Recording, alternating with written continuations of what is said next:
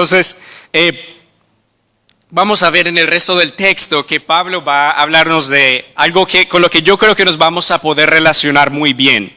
Aún en Cristo hay una lucha interna que todos tenemos entre el hacer la voluntad de Dios, saberla, querer hacerla, pero no poder llevar a cabo lo que la ley dice, lo que los mandamientos de Dios dice. Hay una lucha interna en nosotros como creyentes con el pecado. Y vamos a leer el texto para ver que a pesar de que luchemos contra el pecado, luchemos contra la carne, todavía hay victoria y esperanza en Cristo cuando luchamos contra el pecado. Y ya no hay condenación porque estamos unidos a Cristo Jesús. Y en Cristo tenemos victoria sobre el pecado. Entonces vamos a ver estos dos puntos, el conocimiento del pecado a través de la ley, que a propósito es bueno que que la ley nos muestre lo que no es agradable a Dios. Es bueno que la ley nos muestre lo que a Dios no le agrada, para que así nos lleve a Cristo. Y vamos a ver de nuevo la experiencia del pecado a través de la ley en Romanos 7, 8 al 13. Entonces, por favor, abran sus Biblias en el libro de Romanos, en el capítulo 7, y vamos a leer desde el versículo 1 hasta el 13 para tener el contexto necesario. Romanos 7, Pablo comienza diciendo: puesto que hablo con quienes conocen la ley, les pregunto, ¿acaso ignoran, hermanos, que la ley ejerce poder sobre alguien mientras esa persona vive? Por ejemplo, por la ley, una mujer casada está sujeta a su marido mientras éste vive. Pero si el marido muere, ella queda libre de la ley que la sujetaba a él. Así que si ella se une a otro hombre mientras su marido vive, comete adulterio. Pero si su marido muere, ella queda libre de esa ley, de modo que si se une a otro hombre, no comete adulterio. Así también ustedes, hermanos míos, por medio del cuerpo de Cristo, han muerto a la ley para pertenecer a otro, al que resucitó de los muertos, a fin de que demos fruto para Dios. Porque mientras vivíamos en la carne, las pasiones pecaminosas, estimuladas por la ley, actuaban en nuestros miembros y producían frutos que llevan a la muerte. Pero ahora que hemos muerto a su dominio, estamos libres de la ley, y de ese modo podemos servir en la vida nueva del Espíritu y no bajo el viejo régimen de la letra. ¿Concluiremos entonces que la ley es pecado? De ninguna manera. Sin embargo, de no haber sido por la ley, yo no hubiera conocido el pecado. Porque si la ley no dijera, no codiciarás, tampoco yo habría sabido lo que es codiciar. Pero el pecado se aprovechó del mandamiento y despertó en mí toda clase de codicia. Porque sin la ley el pecado está muerto. En un tiempo yo vivía sin la ley, pero cuando vino el mandamiento, el pecado cobró vida y yo morí. Entonces me di cuenta de que el mismo mandamiento que debía darme vida me llevó a la muerte. Porque el pecado se aprovechó del mandamiento y me engañó, y por medio de él me mató. Podemos decir entonces que la ley es santa y que el mandamiento es santo, justo y bueno. Pero entonces, ¿lo que es bueno se convirtió en muerte para mí? De ninguna manera. Más bien el pecado, para demostrar que es pecado, produjo en mí la muerte, por medio de lo que es bueno, a fin de que por medio del mandamiento llegara a ser extremadamente pecaminoso.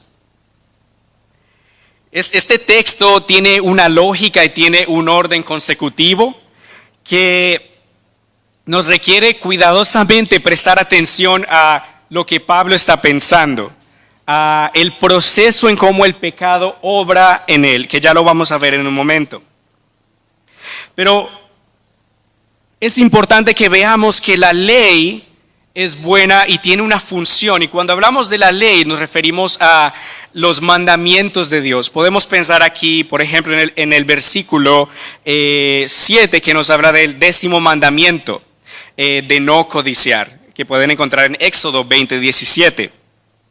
La ley nos muestra lo que es agradable a Dios. Entonces vamos a ver en el versículo 7 el conocimiento del pecado a través de la ley. ¿Por qué Pablo, primero que todo, habría de preguntarse a sí mismo? Concluiremos entonces que la ley es pecado. ¿Por qué esa pregunta? ¿De dónde surge esa pregunta en la mente de Pablo? Bueno, en el versículo 5, él dice que mientras vivíamos en la carne, las pasiones pecaminosas estimuladas por la ley actuaban en nuestros miembros y producían frutos que llevan a la muerte. Entonces, ¿qué relación hay entre la ley y estas pasiones pecaminosas que son estimuladas por la ley? ¿Está produciendo esta ley pecado? ¿Concluiremos entonces que la ley es pecado? Bueno, Pablo dice y responde muy categóricamente diciendo que de ninguna manera la ley es pecado. De ninguna manera podemos nosotros pensar que la ley produce pecado. Porque como vamos a ver más adelante, la ley es buena, es justa y es santa. Porque la ley es un reflejo del carácter de quien Dios es. La ley nos da a conocer la voluntad de Dios. Pero más bien, la ley es usada por el pecado para, como vamos a ver, estimular más pecado.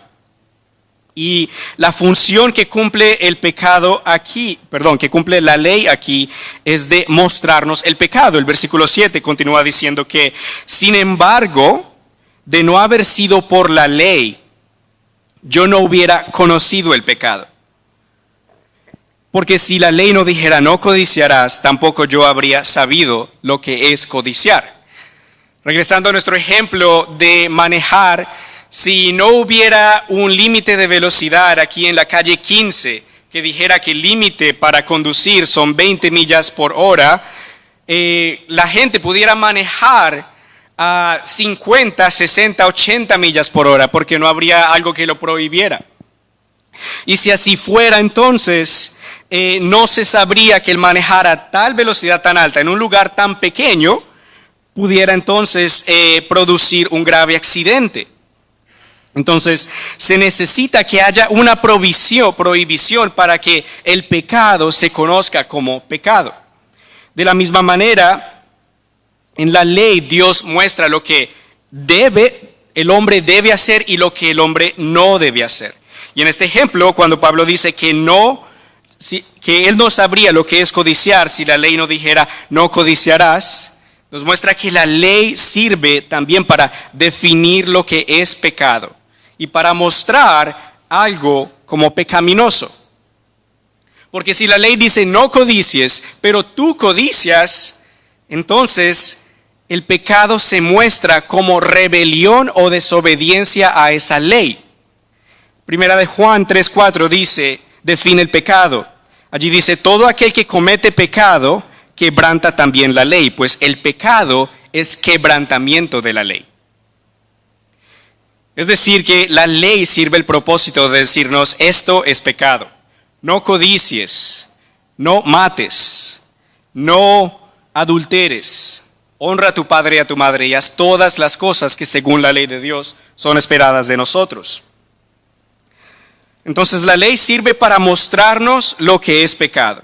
Y si por ejemplo nosotros comenzamos a desear lo que no nos pertenece, si comenzamos a desear la casa del vecino o el esposo del vecino, la esposa del vecino o lo que no nos pertenece, cuando el mandamiento viene y la ley dice no codiciarás, entonces ese quebrantamiento de la ley se muestra como pecado. Y ahora es interesante que Pablo usa el 10º mandamiento aquí para establecer este principio de que la ley muestra el pecado. Porque Pablo hubiera podido decir, no matarás. Pero yo creo que Pablo está usando el ejemplo de la codicia para señalar que el problema del pecado es algo que comienza en el corazón y que muchas veces puede no verse. Si alguien mata a otra persona es evidente, es visible, pero la codicia es algo que no se puede ver y comienza por dentro. Porque el pecado, rebelión contra Dios, la transgresión de la ley, comienza en el corazón y sus efectos, sus frutos, se ven más adelante manifestados en obras de la carne. Entonces es importante que sepamos esto, que el pecado y el quebrantamiento de la ley comienza en el corazón, y porque es un problema interno, no necesariamente se puede remediar con una solución externa, con algo fuera de nosotros o con intentar por nuestros propios esfuerzos cumplir una ley para poder solucionar un problema que tenemos adentro en el corazón.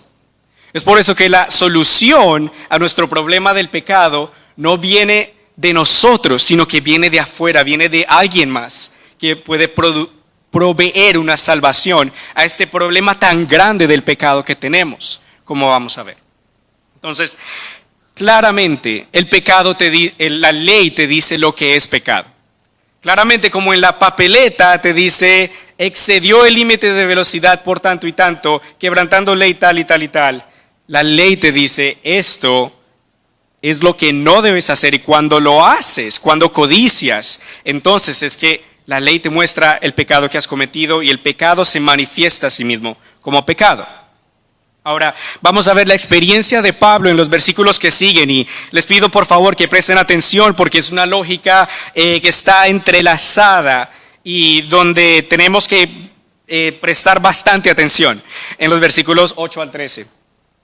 Pablo nos va a hablar de una manera muy personal, de una manera muy personal a su experiencia con la ley y el pecado. Y como hemos dicho, creo que nos podemos nosotros identificar acá también en lo que vamos a leer en esta experiencia de Pablo, en este conflicto que hay entre la ley y entre el pecado. En el versículo 8, Pablo comienza diciendo, pero el pecado se aprovechó del mandamiento y despertó en mí toda clase de codicia, porque sin la ley, el pecado está muerto. El pecado se aprovechó del mandamiento y despertó en mí toda clase de codicia. El pecado como transgresión de la ley es como una fuerza anti Dios y anti ley. Es rebelión total a lo que Dios manda. Entonces, si codiciamos lo que no nos pertenece, y el mandamiento nos recuerda que no debemos codiciar, el pecado no va a recordarte que debes dar gracias a Dios por lo que ya tienes. El pecado no te va a recordar la Escritura y decirte, bendice alma mía al Señor y no te olvides de ninguno de sus beneficios. El pecado no va a hacer eso, sino que el pecado más bien lo que va a hacer es incitar más y más envidia. El pecado lo que va a hacer es incitar más y más codicia. Es el Espíritu Santo y la palabra de Dios que te recuerda la Escritura para que luches contra el pecado, pero más bien es el pecado el que incita más y más pecado. Porque pareciera que lo que está prohibido es lo que la carne incita, lo que está prohibido es lo que más quiere el pecado hacer. Pareciera que si se nos dijera, hasta ahí puedes llegar, hasta ahí puedes caminar tú. Como que dan más ganas de poner el pie adelante para ver qué pasa, ¿cierto? Ese es el problema del pecado, que el pecado solo incita más pecado en nosotros. Es un problema serio porque solo produce más y más rebelión, más y más rebeldía en contra de Dios. Pero también el pecado obra de manera que no quiere someterse a hacer lo que Dios demanda de nosotros. Por ejemplo, cuando el joven rico se apareció delante de Jesús y le decía, Maestro, ¿qué debo hacer para heredar la vida eterna? Y Jesús le dijo, cumple todos los mandamientos. Y él le dijo, desde mi juventud los he cumplido todos. Ellos lo pueden encontrar en Marcos 10, 17 al 30. Jesús le decía, ve y vende todo lo que tienes y sígueme. Pero aquel joven rico se puso triste y en vez de obedecer lo que Jesús le había mandado hacer, se fue lejos, no quiso seguir a Jesús. Entonces el pecado también de la forma contraria no nos habilita a hacer lo que Dios nos manda hacer. Ese es el efecto del pecado, que corrompe la voluntad para no permitirnos hacer lo que Dios desea. El versículo 8 también nos dice que sin la ley el pecado está muerto. Y qué interesante esta porción del versículo. Sin la ley el pecado está muerto. No quiere decir que sin la ley el pecado no produce muerte. Porque sabemos que aún sin la ley había muerte a causa del pecado desde Adán hasta Moisés. Por ejemplo, Caín, por matar a su hermano Abel, sufrió las consecuencias de su pecado, fue expulsado de la presencia de Dios para divagar por el mundo con una marca. Más bien, lo que nos está diciendo Pablo, lo que nos está dando a entender es que la ley le da poder al pecado y que en cierta forma el pecado existe, pero está dormido hasta que la ley lo habilita y le da poder, hasta que la ley lo hace reconocer como pecado. Primera de Corintios 15:56 dice, porque el pecado es el aguijón de la muerte y la ley es la que le da poder al pecado. Es decir que es la ley, es decir que el pecado a través de la ley es lo que se muestra como pecaminoso. Como habíamos dicho, la ley, en el ejemplo de la papeleta, necesitamos que sepamos cuál es la prohibición, qué es lo que no se debe hacer, para que entonces podamos, el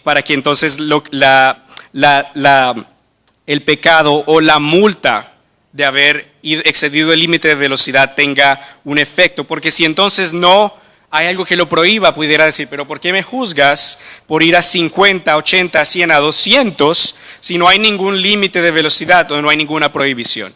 Pero entonces cuando la ley entra, la ley entonces sí muestra esa prohibición y la ley entonces sí le da poder a la multa, sí le da autoridad al departamento de tránsito para enviarte la multa y decirte, has infringido la ley. Esa es la ley entonces que da la autoridad para que nos cobren porque quebrantamos aquella ley. Entonces la ley es la que le da poder al pecado, la que lo muestra como pecado. Ahora, yendo al versículo 9, Pablo va a hablar acerca de su experiencia antes de Cristo, de quién él era antes de Cristo. En el versículo 9 él dice, en un tiempo yo vivía sin la ley, pero cuando vino el mandamiento, el pecado cobró vida y yo morí. En un tiempo él vivía sin la ley. Pausemos ahí por un momento. Algunos comentaristas, con lo que estoy de acuerdo, afirman que en un tiempo, cuando Pablo dice que él vivía sin la ley, se refiere a que antes de conocer a Cristo, él vivía de un modo autosuficiente. Él vivía de una forma en la que creía que él era lo mejor de lo mejor, que él era fariseo de fariseos, que él era hebreo de hebreos, que en cuanto a la justicia que se basa en la ley, él era irreprensible. Es decir, que no había nadie que pudiera señalarle nada a Pablo porque él era el más obediente. Dios debería estar orgulloso de Pablo. Pablo era tan perfecto según la ley que él se creía así. Y de esa forma, entonces, él vivía sin la condenación de la ley porque él creía que exteriormente él la estaba cumpliendo. Él creía que según sus obras, según todos los mandamientos añadidos a la ley, él estaba cumpliendo lo que Dios exigía de él. Pero sabemos que en el camino a Damasco, el Señor Jesús se apareció a Pablo y lo confrontó. Y el Señor le dijo a Pablo, Saulo, Saulo, ¿por qué me persigues? Ahí fue cuando Pablo fue confrontado con su pecado y conociendo a Cristo, él se dio cuenta de que en realidad él no cumplía la ley. Él se dio cuenta de que el problema en cuanto a la ley era un problema interno, un problema de no poder obedecer este mandamiento de no codiciar. Porque como vamos a ver más adelante, él dice, lo que quiero hacer es lo que no hago. Y lo que no quiero hacer es lo que sí hago. Entonces Pablo ahí reconoció que él en realidad no cumplía esta ley. Él reconoció que él en realidad no era capaz de cumplir estos mandamientos. Que él en realidad codiciaba cuando el mandamiento dice no codiciarás. De esa forma es entonces como vino el mandamiento, como sus ojos se abrieron a la realidad de que él era pecador. Y entrando la ley, el pecado cobró vida teniendo el poder que le da la ley y él murió. Entendió que él estaba muerto espiritualmente. Entendió que él necesitaba de un Salvador. Él entendió que él era pobre en espíritu. Entendió que necesitaba a Cristo para que le perdonara sus pecados, porque aparte de Cristo no había salvación para él. Y Pablo sigue explicándonos la lógica de su experiencia con el pecado, diciéndonos en el versículo 10 diciendo, entonces me di cuenta de que el mismo mandamiento que debía darme vida me llevó a la muerte. Qué paradoja, ¿verdad? Lo que debía dar muerte, más bien fue lo que debía dar vida, más bien causó muerte. El mandamiento en que Pablo confiaba para darle vida, más bien fue usado por el pecado para señalar su pecado y traer consigo mismo muerte. Sin embargo, no podemos pensar que la ley es la que causa muerte, ¿cierto? Porque la ley es buena. Como vamos a ver en un momento, el problema no es de la ley, el problema es nuestro. Nosotros somos los que tenemos un problema adentro. Y la ley es buena y la ley fue dada por Dios para que si el pueblo de Dios la cumplía, produjera vida. Levítico 18:5 dice, por lo tanto, obedezcan mis estatutos y mis ordenanzas. Todo el que los cumpla vivirá por ellos. Yo soy el Señor. Si el pueblo cumplía los mandamientos, ellos podían vivir por esos mandamientos. Y Dios también le dio a Israel los mandamientos para su bendición.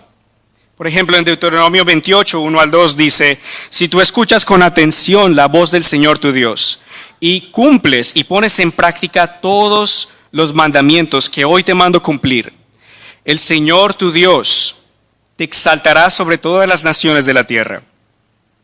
Si escuchas la voz del Señor tu Dios, todas estas bendiciones vendrán sobre ti y te alcanzarán. Ustedes pueden leer más adelante todas las bendiciones que Dios prometía a Israel si ellos cumplían los mandamientos. Entonces, este mandamiento fue diseñado por Dios para traer vida, fue diseñado por Dios para que el pueblo obtuviera bendición por ellos si el pueblo los cumplía. Pero el problema es que tanto Israel como nosotros no hemos cumplido esos mandamientos. Y por eso es como el pecado entonces a través del mandamiento se muestra como pecado y el mandamiento entonces siendo quebrantado lo que produce es condenación. Y por medio de el mandamiento entonces es que reconocemos que somos pecadores, hemos pecado y la muerte viene a causa del pecado.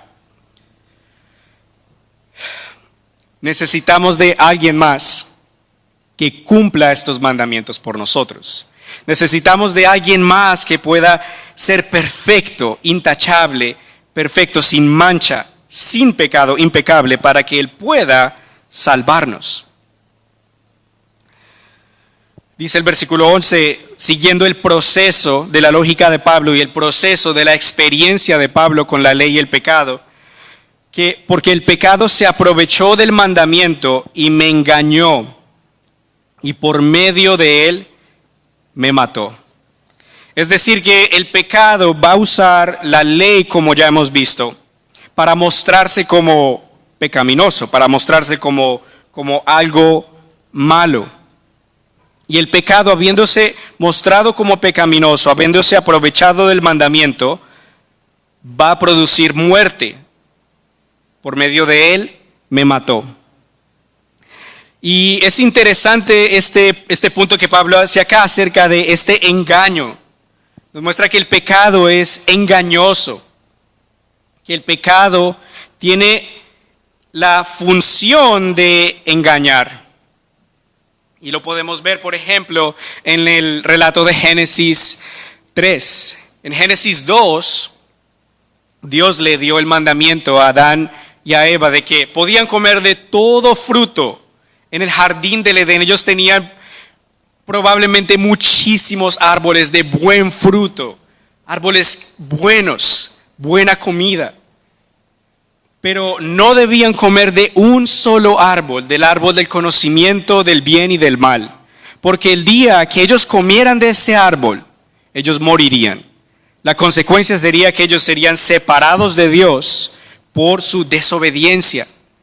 Pero ¿qué fue lo que pasó? Satanás, la serpiente, engañó a Adán y Eva diciéndoles que si ellos comían, no morirían, sino que serían como Dios, distinguiendo entre el bien y el mal. Es decir, que el enemigo usó la ley para tergiversar lo que Dios había dicho, para engañar y mostrar el pecado como algo bueno. Porque el texto más adelante dice que el fruto era bueno para los ojos, que era deseable para comer y para obtener sabiduría. Entonces el pecado se va a presentar en nuestras vidas como algo atractivo. El pecado se va a presentar como algo llamativo. El pecado no se va a presentar cuando viene la tentación como algo que va a causar dolor o algo feo. El pecado se va a presentar como algo que más bien tu carne va a querer desear.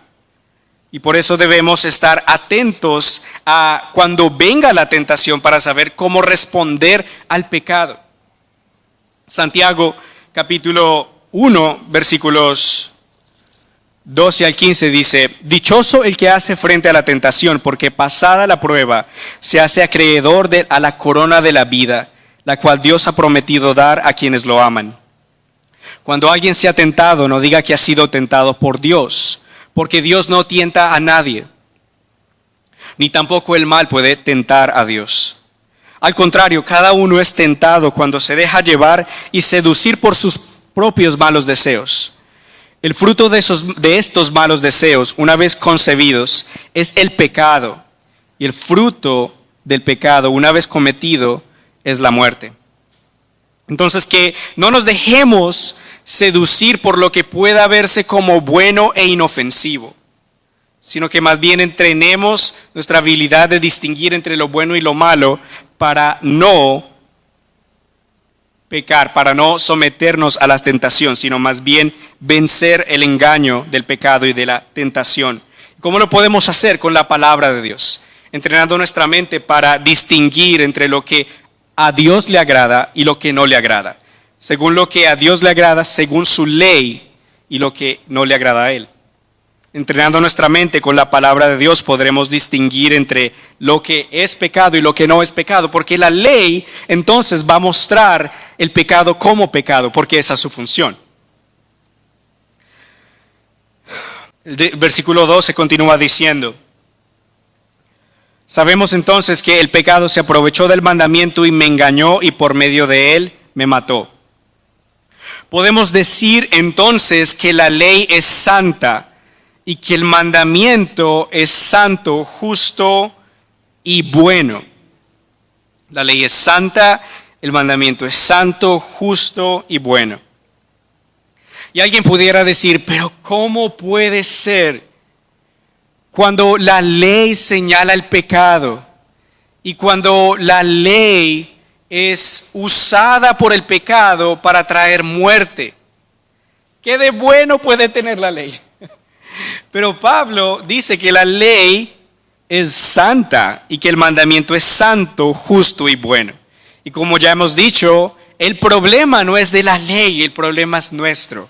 El problema es el pecado que mora en nosotros, en la carne. Y vamos a pensar un poco en los atributos de esta ley de Dios, porque va a ser importante en el siguiente versículo. Entendemos que la ley es santa Es decir, que la ley es perfecta, es sin mancha, como Dios es. Porque al Dios escribir su ley en las tablas, en los 10 mandamientos, al Dios dar su ley al pueblo, Él estaba dando una ley perfecta, una ley sin errores, una ley que muestra el carácter santo y apartado de Dios del pecado. Una ley que muestra que Dios es santo. La Biblia dice que Dios es santo, santo, santo, y que toda la tierra está llena de toda su gloria. De esa misma forma, la ley de Dios también es santa, es pura, es perfecta. La ley de Dios el mandamiento es santo, es justo y bueno, y es justo porque en Dios no hay injusticia, en Dios no hay imparcialidad. Perdón, en Dios no hay parcialidad, Dios es imparcial. Dios es justo en todo lo que Él hace. Él es intachable. Y por eso la ley de Dios, siendo justa, es la norma de conducta para todos los hombres. Y el mandamiento es bueno, porque fue dado para la bendición del hombre. El mandamiento es bueno porque fue dado para que el hombre pueda vivir en bendición. Cuando la ley nos dice, no adulterarás, es buena, es para nuestro bien, para que podamos obtener bendición dentro del matrimonio. Cuando la ley nos dice que honremos a nuestro padre y a nuestra madre, la ley es buena porque nos muestra lo que es honroso hacer delante de Dios. Entonces el mandamiento es bueno, la ley es buena, porque viene de Dios. Y ahora también Pablo tiene una buena opinión acerca de la ley. Podemos ver en el versículo 14, 16 y 22 que él dice, sabemos que la ley es espiritual. Él dice también, y si hago lo que no quiero hacer, compruebo entonces que la ley es buena. En el versículo 22, él dice, porque según el hombre interior me deleito en la ley de Dios. Es decir, que Pablo tiene un alto concepto de la ley. Él piensa que la ley es buena y que edifica al hombre.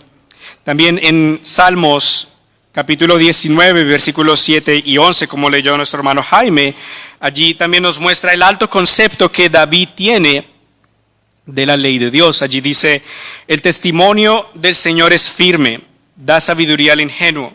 Los preceptos del Señor son rectos, alegran el corazón. El mandamiento del Señor es puro, da luz a los ojos. El temor del Señor es bueno, permanece para siempre. Los decretos del Señor son verdaderos y todos ellos justos. Son más deseables que el oro refinado y más dulces que la miel que destila del panal. Con ellos, Señor, amonestas a tu siervo y recompensas grandemente a quienes lo cumplen. Entonces la ley es buena, alegra el corazón. El mandamiento del Señor es puro, da luz a los ojos. Salmo 119, versículo 105 también nos dice que tu palabra es una lumbrera a mis pies, es la luz que alumbra mi camino. Entonces la ley de Dios, la palabra de Dios es buena. Y como hemos dicho, el problema no es con la ley, el problema es nuestro. En el versículo 13 dice, pero entonces lo que es bueno se convirtió en muerte para mí. De ninguna manera.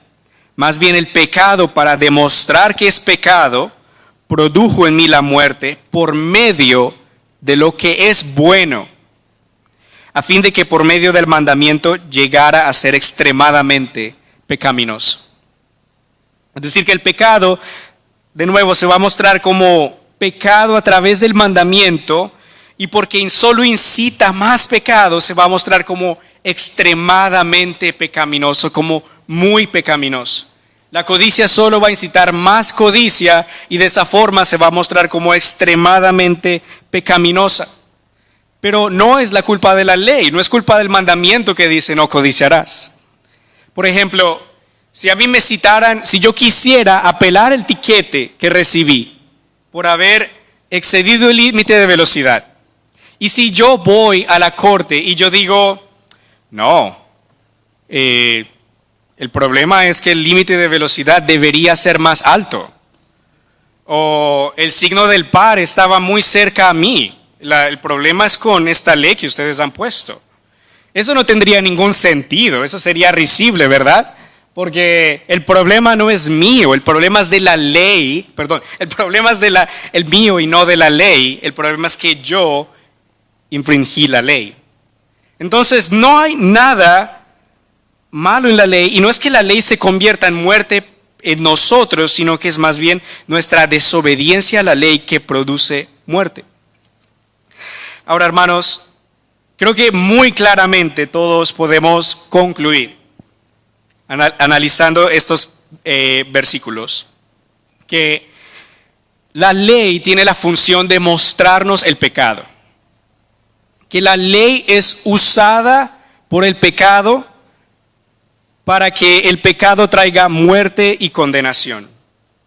Y la ley condena el pecado. Sin embargo, la ley de Dios es buena.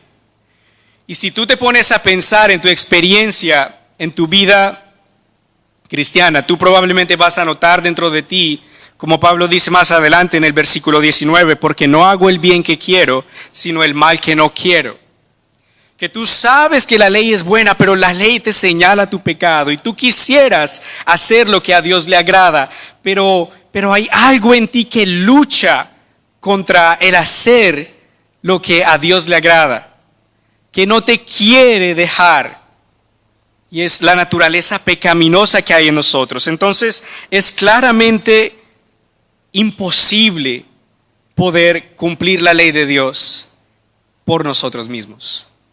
Necesitamos cumplirla a través de Cristo, quien sí la cumplió por nosotros, quien sí obedeció a la perfección por nosotros. Romanos 3:20 nos dice, ya que nadie será justificado delante de Dios por hacer las cosas que la ley exige, pues la ley sirve para reconocer el pecado. En su esencia, la ley lo que va a hacer es señalar el pecado y mostrar que somos pecadores. Pero la ley también sirve para llevarnos a Cristo. Gálatas 3:24 nos dice, de manera que la ley ha sido nuestro tutor para llevarnos a Cristo, a fin de que fuéramos justificados por la fe. Gloria a Dios. Porque si todo se quedara en Romanos 7, no habría libertad, no habría perdón. Porque todavía estaríamos estancados con este pecado que solo nos hunde en más y más pecado. Pero gracias a Dios, y creo que esta es la mayor bendición de la ley que nos lleva a Cristo. Que esta ley nos apunta al Salvador, al Hijo de Dios, a Cristo. Por favor, acompáñenme a leer Romanos 8, 1 al 4.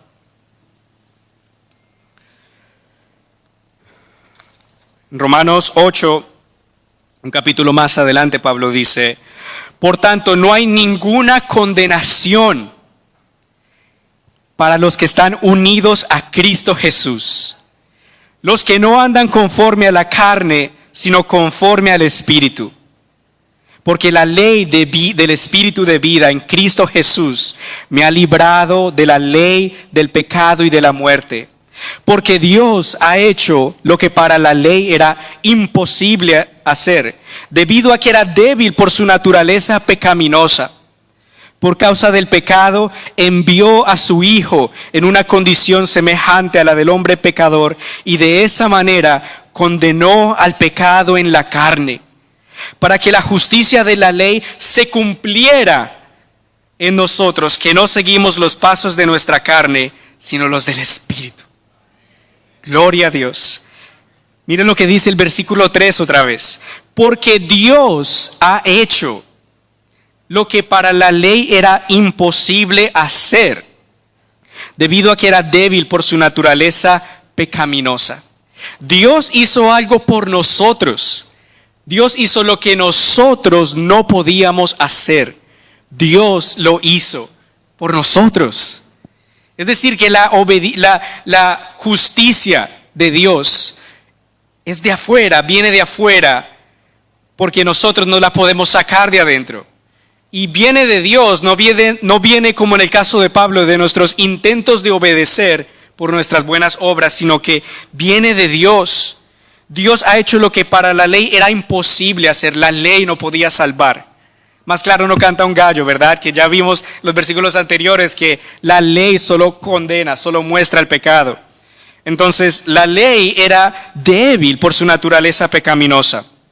Pero en su amor, en su gran bondad, Dios, por causa del pecado, Dios envió a su Hijo en una condición semejante a la del hombre pecador. Dios envió a Jesús, su Hijo amado, en una condición como la nuestra, con carne, con huesos, en un cuerpo.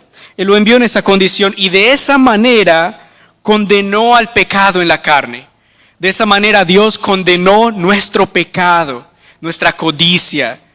Cuando nos cruzamos la calle a más de 10 millas por hora sobre el límite de velocidad, cuando todo lo que hemos hecho y que ha ofendido a Dios, todo eso Dios lo condenó en la carne de Jesús, en su cuerpo, cuando el Señor fue crucificado. Todos nuestros pecados, pasados, presentes y futuros, toda nuestra ofensa a Dios fue puesta sobre Él. Toda la ira de Dios, la ira incandescente de Dios en contra de nuestro pecado, fue puesta sobre Jesús. Toda nuestra condena fue puesta en Él. Y de esa forma podemos decir que no hay ninguna condenación para los que están unidos a Cristo Jesús.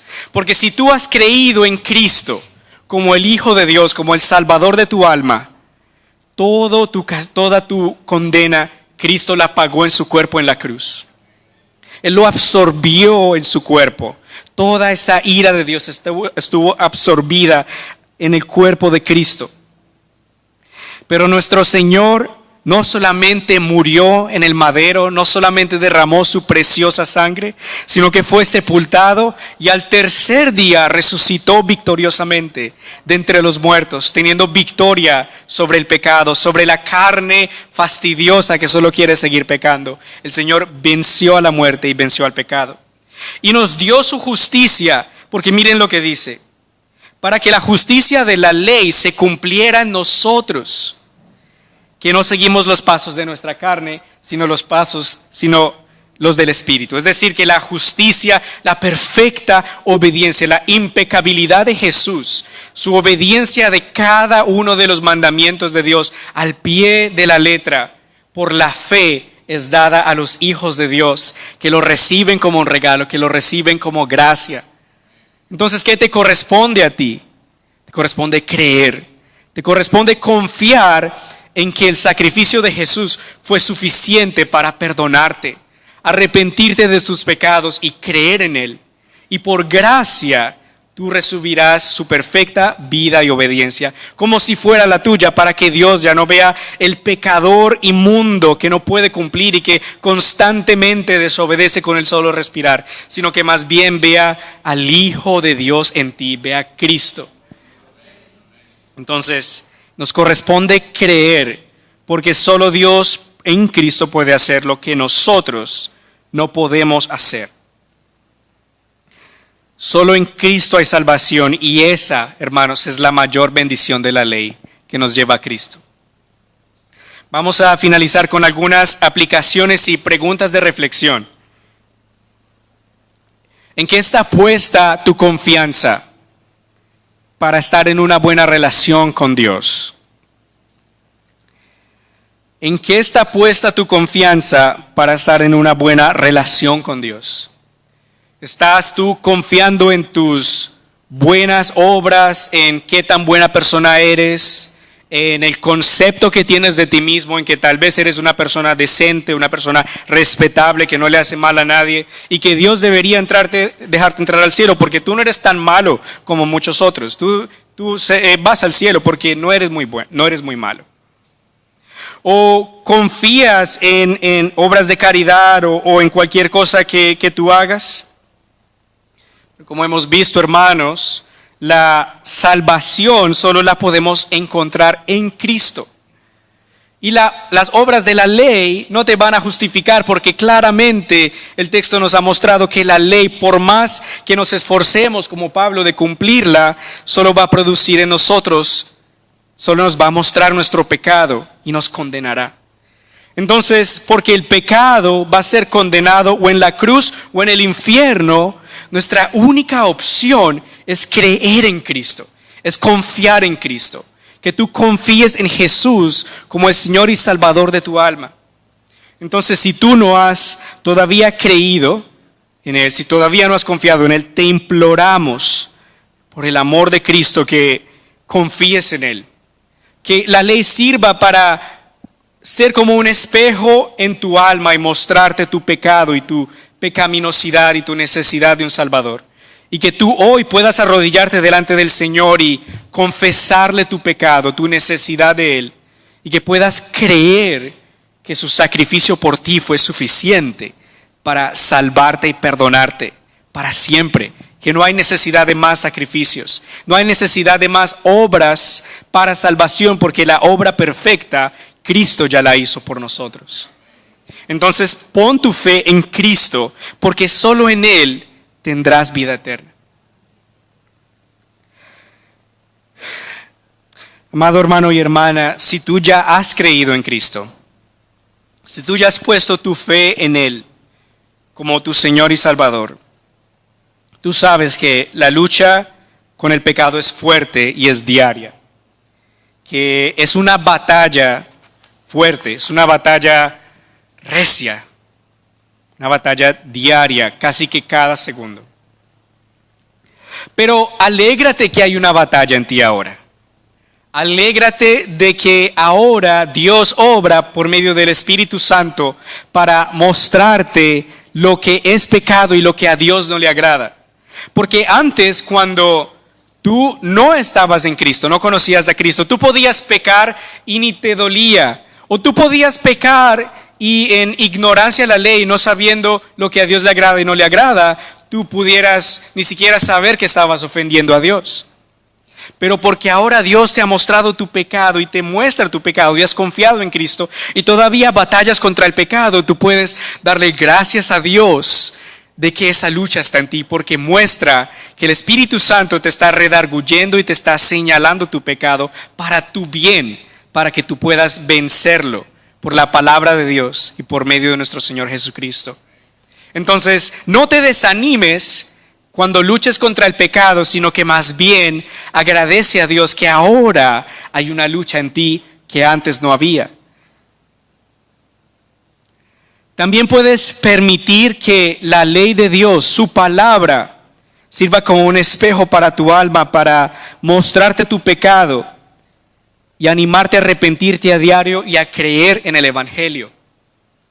Salmos 139, versículos 23 y 24 dice: Señor, examina mi corazón, examina y reconoce mi corazón, pon a prueba cada uno de mis pensamientos. Así verás si voy por mal camino y me guiarás por el camino eterno. Dios va a usar su palabra, Dios va a usar su ley para examinarte y para ayudarte a ver si tú vas por el mal camino y guiarte por el camino eterno. En Cristo nosotros tenemos ahora libertad, pero no libertinaje. Entonces permite, hermano y hermana, amado hermano y hermana, que la palabra de Dios, su ley, en la libertad que tienes en Cristo, te ayude a entender tu pecado, a arrepentirte de tu pecado, a creer en Jesús a diario y a crecer en santidad para que aborrezcas el pecado, para que tú sepas lo que a Dios no le gusta y para que tú luches contra ese pecado por el Espíritu Santo, por la palabra de Dios. Y por último, si tú estás en Cristo, como nos enseñó el pastor Alejandro el domingo pasado, la batalla que libramos contra el pecado es una que Cristo ya ganó a nuestro favor. Eso es muy consolador, ¿verdad? Porque no es una batalla que tal vez vamos a ganar o nos estamos enfrentando a quién sabe qué. No, estamos librando una batalla que Cristo ya ganó por nosotros. Es una batalla que ya ha sido ganada por Jesús. Entonces, anímate a saber que en Cristo somos más que vencedores por medio de aquel que nos amó y que Cristo te dará la victoria sobre el pecado. Es cierto que el pecado es fastidioso y que la carne no ayuda, sino que más bien incita el pecado. Pero de nuevo, no te desanimes. Continúa confesando a diario tu pecado. Continúa creyendo que en Cristo tú tienes el poder para vencer el pecado por la palabra de Dios. Ya vimos que Romanos 6, versículo 11 nos dice que ustedes también considérense muertos al pecado, pero vivos para Dios en Cristo Jesús nuestro Señor. Tú puedes recordar a diario que tú estás muerto al pecado y vivo para Dios. Que cuando la tentación venga, tú no tienes que someterte al pecado. Porque el versículo 14 del capítulo 6 nos dice, el pecado ya no tendrá poder sobre ustedes, pues ya no están bajo la ley, sino bajo la gracia. Entonces vamos a continuar esta lucha recia contra el pecado mientras todavía estemos aquí en este lado de la eternidad. Va a continuar. Pero en Cristo somos más que vencedores. Y en Cristo esa batalla ya fue ganada. Y hermanos, también esta batalla es temporal. Gloria a Dios. Que Cristo, si tú has creído en Cristo, tu nombre está escrito en el libro de la vida. Y tú tienes un lugar con el Señor en el cielo. Y algún día el pecado ya no será más. La lucha contra el pecado ya no continuará. El pecado será apenas un vago recuerdo. Apocalipsis 21:4 nos dice que Dios enjugará cada lágrima de los ojos de ellos, de sus hijos. Y ya no habrá más muerte, ni más llanto, ni lamento, ni dolor, porque las primeras cosas habrán dejado de existir. Habrá un momento en el que tú ya no lucharás contra la naturaleza pecaminosa y contra tu carne y contra la codicia y contra las infracciones, las multas. Ya no habrá más tickets en el cielo porque tú vas a tener un cuerpo glorificado como el de Cristo, libre de pecado, libre de muerte. Y todo eso que ya será como apenas un recuerdo. Estaremos gozosos por siempre con el Señor. Romanos 8:18 dice, pues no tengo dudas de que las aflicciones del tiempo presente en nada se comparan con la gloria venidera que habrá de revelarse en nosotros. Así que la incomodidad del pecado, y les confieso que a mí me fastidia bastante el pecado.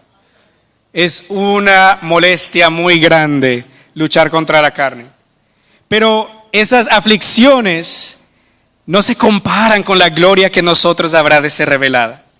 Esas aflicciones algún día van a pasar, porque en Cristo tenemos victoria sobre el pecado. Entonces no te desanimes, hermano y hermana, sino que más bien sigue luchando gozosamente.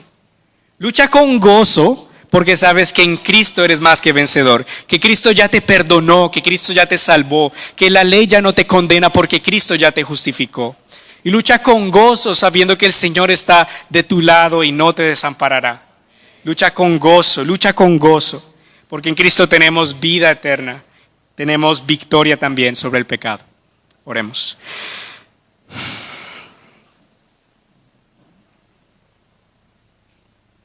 Señor, te damos muchas gracias por la victoria que tú lograste sobre el pecado, por la victoria que tú lograste sobre la condenación de la ley a nuestro favor, porque nosotros éramos incapaces de salvarnos a nosotros mismos. Pero tú, Señor, por el gran amor con el que nos amaste, nos diste vida junto con Cristo. Por tu gracia hemos sido salvados. Gracias, Señor Jesús, por morir por nosotros en esa cruz y absorber en tu cuerpo nuestra maldad. Y gracias, Señor, también por resucitar en victoria de entre los muertos al tercer día y darnos tu victoria como la nuestra. Ayúdanos, por favor, Señor, a luchar contra el pecado victoriosamente, gozosamente en ti. Si alguien no te conoce hoy como Señor y Salvador, Señor, te pedimos que tú obres para que él o ella pueda poner su fe en el Hijo de Dios como Salvador, y que hoy sea el día de gozo en el cielo, porque hay un pecador que se arrepiente. A ti la gloria y el honor, Señor. En el nombre de Jesús. Amén.